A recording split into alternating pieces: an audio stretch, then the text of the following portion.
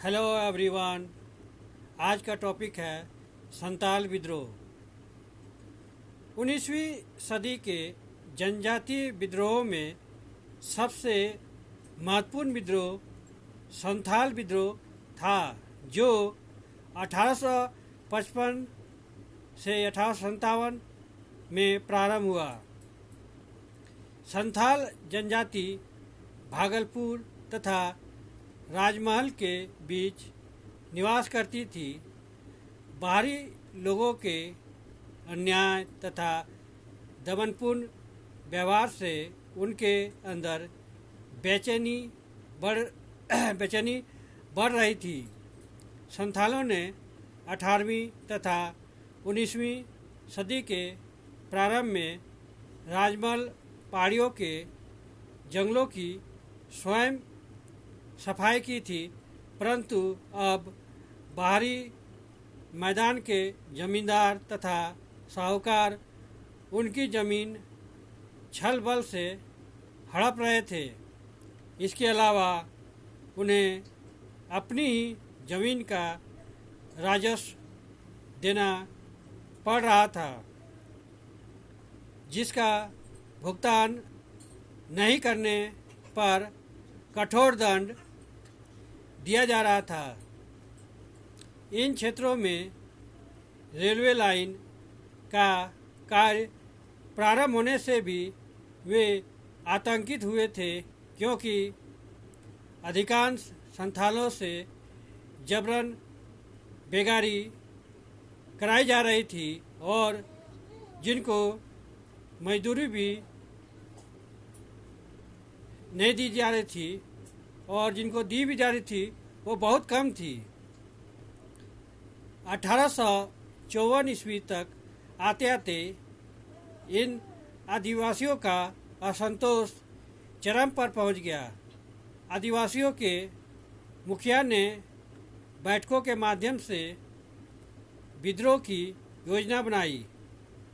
कोल विद्रोह से प्रेरणा लेते हुए विभिन्न गांवों में विद्रोह के संदेश भेजे गए।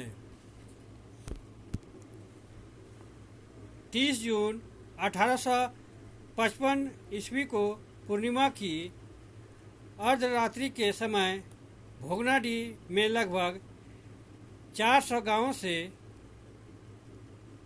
लगभग 20,000 संथालों की भीड़ इकट्ठी हो गई थी। इस भीड़ में सिद्धू ने शेर की तरह गर्जना करते हुए कहा था कि करो या मरो, अंग्रेजों हमारी माटी छोड़ो। संथालों ने सिद्धू का नींव चांद भैरव में से सिद्धू को राजा, कान्हू को मंत्री, चांद को प्रशासक तथा भैरव को सेनापति चुना था। बीरभूम के रांगा ठाकुर तथा खितौरी सरदार वीर सिंह का पूरा समर्थन सिद्धू कान्हू के प्रति था। इन लोगों ने अंग्रेजों को खबर भेज दिया कि वे सरकार द्वारा निर्धारित कर नहीं देंगे। इसी के साथ आरंभ हो गया दामिनी को अंग्रेजों द्वारा अपने कब्जे में लेने की साजिश का विरोध। नीलहे गोरे, रेल ठेकेदार, महाजन, पुलिस, जमींदार, सरकारी कर्मचारियों को मार भगाने का विद्रोह आरंभ हो गया। 20,000 संथालों ने अंबर परगना के राजमहल पर हमला कर उसे अपने कब्जे में ले लिया। निकटवर्ती गांव में आग लगा दी गई। फुदनीपुर, कदमसार, पलासपुर से अंग्रेजों को मार भगाया गया। नीलहे साहिबों की कोठियों पर अधिकार कर लिया गया। मिस्टर चार्ल्स की इंडिगो फैक्ट्री में आग लगा दी गई,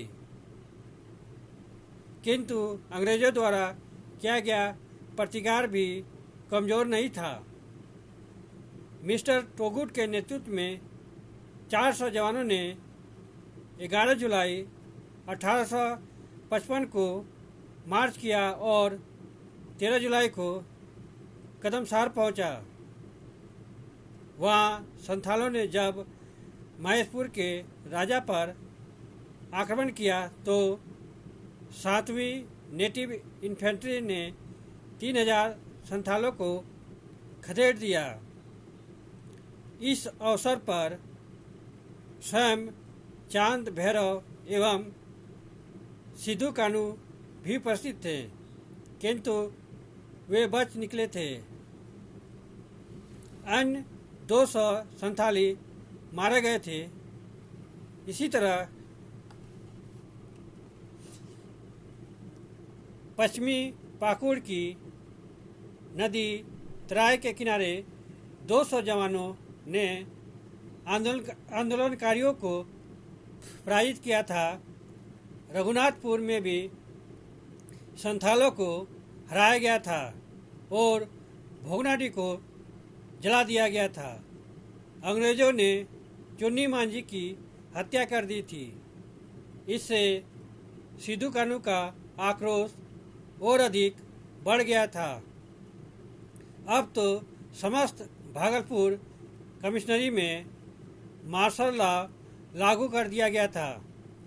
सिद्धू कानू को पकड़ने के लिए पुरस्कार की घोषणा की गई थी।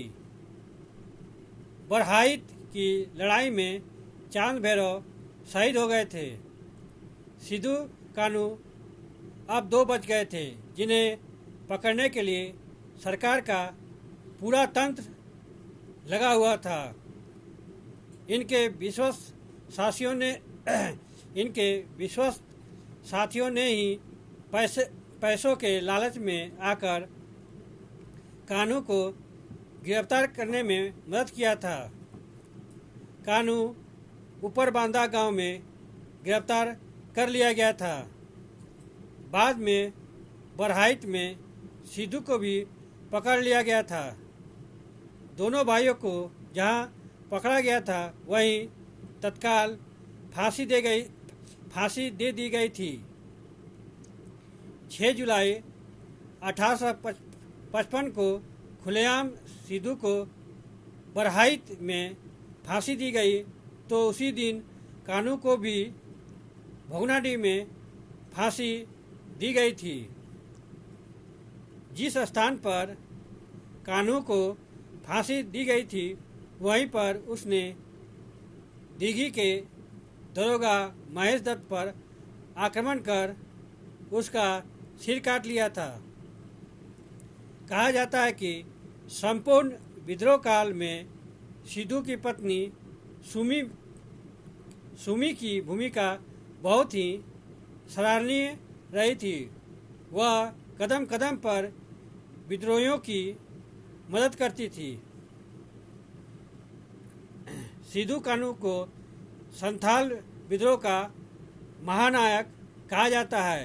एक ही परिवार के 6-7 सदस्यों का एक आंदोलन में कूद पड़ना कोई साधारण परिवार की कथा नहीं हो सकती है।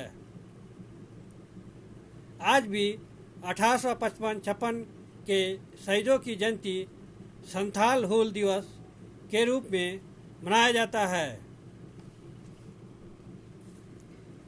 संथाल विद्रोह व्यर्थ नहीं था।